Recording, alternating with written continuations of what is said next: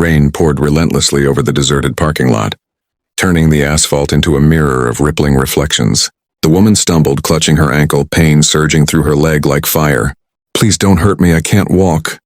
Her voice broke, trembling as she pressed her back against the car door. Her once immaculate white blouse clung to her body, soaked and torn, her makeup streaked down her cheeks in a fragile mix of fear and disbelief. This was not the powerful CEO who commanded boardrooms with a single glance. This was a woman stripped of all defenses, trembling in the shadows of a night gone wrong. Across from her, a man stood still under the flickering light, his raincoat dripping, his hand frozen midair. The same man she had, humiliated a year ago, fired, without hesitation when his daughter had fallen sick and he'd missed a crucial meeting. The air between them was thick with old wounds and unspoken memories. He could still remember that day, how she hadn't even looked up from her papers when she'd said, "We don't keep liabilities here, Mr. Reed," and now there she was, pleading for mercy with the same lips that had once sealed his fate. His chest tightened, not with anger, but something rawer, deeper, pity mixed with disbelief. He stepped closer, his boots splashing through puddles, his shadow falling over her. She flinched, expecting violence, but instead he crouched down. "You're hurt," he said quietly, the edge of bitterness in his tone barely masking the concern. She blinked, confused, eyes wide as she tried to understand why he hadn't walked away. Why are you helping me?" she whispered. He didn't answer at first. Behind him, a small voice broke through the sound of rain. "Daddy?" A little girl in a yellow raincoat stood by the car, clutching a worn-out teddy bear. Her big brown eyes moved from her father to the frightened woman on the ground. "Is she okay?" she asked, innocent worry painting her voice. The CEO's lips parted slightly as she looked at the child, soft curls sticking to her damp cheeks. The tiny shoes splashed with mud. The woman's throat tightened. Something inside her cracked. She had built empires, commanded thousands, but she couldn't remember the last time someone had looked at her with pure, unguarded concern. The man turned, his features softening as he answered his daughter. "She'll be okay," he murmured. Then, without hesitation, he offered his hand to the woman who had once destroyed his unexpected and real. The small house stood at the edge of town, its windows glowing faintly against the storm. He guided her inside carefully, his arm steady around her waist as she limped through the doorway. The scent of something warm, maybe soup, filled the air, and the faint hum of a lullaby played from a small speaker on the counter. The CEO blinked, disoriented by the contrast. Just hours ago, she had been standing in a glittering ballroom, surrounded by investors, cameras, and the constant hum of admiration. Now she was in a modest home, her soaked clothes clinging to her skin, her once flawless image completely shattered. She sank onto the couch, gasping softly as pain shot through her ankle again. He crouched down, his hands surprisingly gentle as he examined the swelling. "It's not broken," he murmured, more to himself than to her. "Just twisted. You'll need to rest." She watched him, her mind spinning. How was this happening? The man she had once dismissed as unimportant, unworthy of a second thought, was now kneeling before her, helping her without hesitation. "You don't have to do this," she said quietly, her voice barely above a whisper. "After what I did to you, you should hate me." He looked up then, eyes shadowed with something unreadable. "I did," he admitted simply. "For a long time." His tone was steady, not cruel, just honest. She swallowed, guilt burning through her like acid. He stood and fetched a towel, handing it to her without another word. She took it slowly, drying her trembling hands, watching him move through the small kitchen with quiet familiarity. He poured her a cup of tea, steam curling from the mug as he set it before her. His daughter appeared again, her small feet padding across the wooden floor, the teddy bear still in her arms. "Daddy, who is she?" she asked softly, eyes wide with curiosity. He hesitated, glancing at the woman. "She's someone who needs our help," he replied finally. The girl nodded solemnly and climbed onto the couch beside the woman, her innocent gaze studying the stranger's face. "You look sad," she said simply. The CEO's breath caught in her throat. For years, she had perfected the art of hiding behind confidence, behind the armor of success. But this child, this sweet, open-hearted little girl, saw straight through it. I've just had a hard day," she managed to say.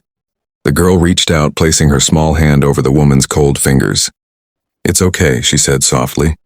"Daddy says bad days end if you're kind to people." The woman's eyes stung with unexpected tears. She looked at the man standing near the stove. His back turned as he stirred something on the burner. The same man she had once called replaceable. Now, in his quiet strength, she saw more humanity than she'd ever known in her entire world of power and wealth. The morning light crept slowly through the curtains, painting soft golden lines across the small living room. The CEO stirred on the couch, the faint scent of coffee drifting toward her. Her ankle still ached, but the warmth of the blanket over her shoulders felt oddly comforting. She blinked, disoriented at first, until the memory of last night came rushing back. The rain, the pain, his face, the little girl's gentle touch. She sat up slowly, looking around the modest home. The walls were decorated with hand-drawn pictures, framed photos of a father and daughter laughing, and tiny paper stars hanging from a string near the window. It was simple, but every inch of it breathed love, something she hadn't felt in years.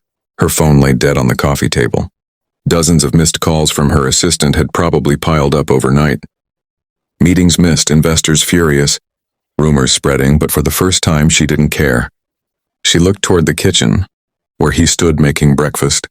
The little girl perched on a stool beside him, humming as she helped stir batter in a bowl. "Morning," he said when he noticed her awake, his voice low but kind. "How's the ankle?" She tested it carefully, wincing a little. "Still sore, but better," she admitted. "Thank you for everything. You didn't have to." He shook his head. "Didn't have to, maybe. But I couldn't leave you there."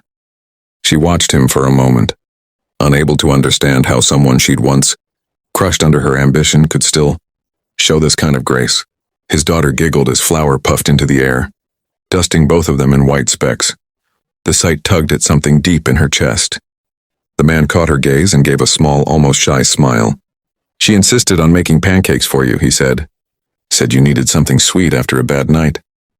The woman's lips parted, a small laugh escaping before she could stop it. It sounded strange, foreign, like something she hadn't done in too long. "I don't remember the last time anyone made me breakfast," she murmured. He placed a plate in front of her, uneven pancakes, slightly burned at the edges but smelling like heaven. "Guess there's a first time for everything," he said. She picked up her fork, her fingers trembling slightly. The little girl climbed onto the chair beside her, watching eagerly as she took the first bite. "Good?" the child asked, eyes shining with pride. The CEO nodded, her throat tightening as warmth spread through her. "They're perfect," she whispered. The man sat down across from her, silent for a while, just watching her reaction. Then he said quietly, "You used to scare the life out of people back at the office." She froze, a hint of shame flashing across her face. "I know," she said after a long pause. "I thought power meant control, that if I stayed cold no one could hurt me." He nodded slowly. "Maybe that worked in business, but it doesn't work in life." She looked at him, meeting his eyes. For once, the afternoon sun bathed the small garden in a warm glow, glinting off the dew-kissed leaves in the faint mist that lingered after the morning rain. The CEO sat on a wooden chair near the flower bed, her injured foot resting on a cushion as she watched the little girl chase butterflies with pure joy. The man stood a few steps away, trimming the hedge with patient precision, occasionally glancing her way. She hadn't said much since breakfast, her mind still tangled with thoughts she didn't know how to untangle. The simplicity of their world felt almost unreal to her, so different from her polished offices, endless meetings, and the cold silence of her penthouse apartment. Here, laughter replaced the sound of ringing phones, and the air smelled like earth and sunlight instead of perfume and pressure. She leaned back, closing her eyes, and for the first time in years, she let herself breathe without fear of appearing weak. "You should see her when it rains." His voice broke the quiet. She opened her eyes and looked at him. "She dances out here until she's soaked through. Says the raindrops make the flowers happy." He smiled faintly, setting the trimmer aside. "Guess she's right. The day." Woman followed his gaze to the child twirling across the grass, her laughter like music. "She's wonderful," she said softly. "You've raised her well." He shrugged modestly, wiping his hands on a towel. "She's the one raising me most days." His honesty made her smile. Then silence settled again. But it wasn't heavy, it was gentle, like a shared understanding. "You know," she said after a moment, her tone careful, "I wasn't always that person you met at the office. The one who fired you." He looked at her, curious but quiet. She continued, her voice unsteady. My father ran the company before me. He taught me that emotions were a liability. That kindness was weakness. I believed him. I thought success meant never letting anyone close enough to hurt. Me, she exhaled shakily, her fingers tightening around the armrest. But somewhere along the way, I stopped seeing people as people. Your daughter, you've reminded me of something. I forgot what it means to care. He studied her for a moment, eyes soft but thoughtful. Sometimes life knocks you down just to make you look around, he said quietly. I lost everything when I was fired. I was angry, bitter. But if that hadn't happened, I wouldn't have had time with her. Wouldn't have learned to build something real. The words sank deep into. That evening, the sky turned a deep shade of amber, fading into violet as the last light melted beyond the horizon. The small house glowed softly from within, laughter echoing faintly through the open windows. The CEO sat at the table, her ankle wrapped and resting on a stool, while the man cleared the dishes, his daughter humming as she stacked napkins beside him. The warmth in the room felt different now, less like charity and more like family. She caught herself smiling, something she hadn't done without effort in years. You'll be back to walking soon, he said, drying his hands. Then you can go back to your world. His tone was casual, but there was a quiet note beneath it, something that made her heart tighten. Maybe, she said softly, but I don't know if I want to go back. Not the same way. He looked up, meeting her eyes. What do you mean? She hesitated, fingers tracing the rim of her teacup. I built everything around being untouchable, but all that success, it didn't mean anything when I was alone in the dark. Her voice wavered. You and your daughter showed me more humanity in 2 days than I've felt in years. His expression softened, but he didn't speak. The silence between them felt full, meaningful. The little girl climbed into her lap then, uninvited but welcome, her tiny hands wrapping around the woman's arm. You should stay for my birthday tomorrow, she said, grinning. The woman laughed quietly, brushing a curl from the child's forehead. Tomorrow's your birthday? Mm-hmm. Daddy's baking a cake all by himself, she whispered like it was a great secret. The man groaned playfully. And now the pressure's on.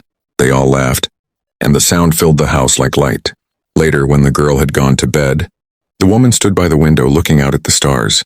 He joined her, close enough that she could feel his warmth. You saved me that night, she said quietly. But maybe it wasn't just my body you rescued. He smiled faintly. Maybe we both needed saving. She turned to him, eyes glimmering, and for a heartbeat, the world felt perfectly still. No boardrooms, no power, no past, just 2 souls finding peace where they least expected it.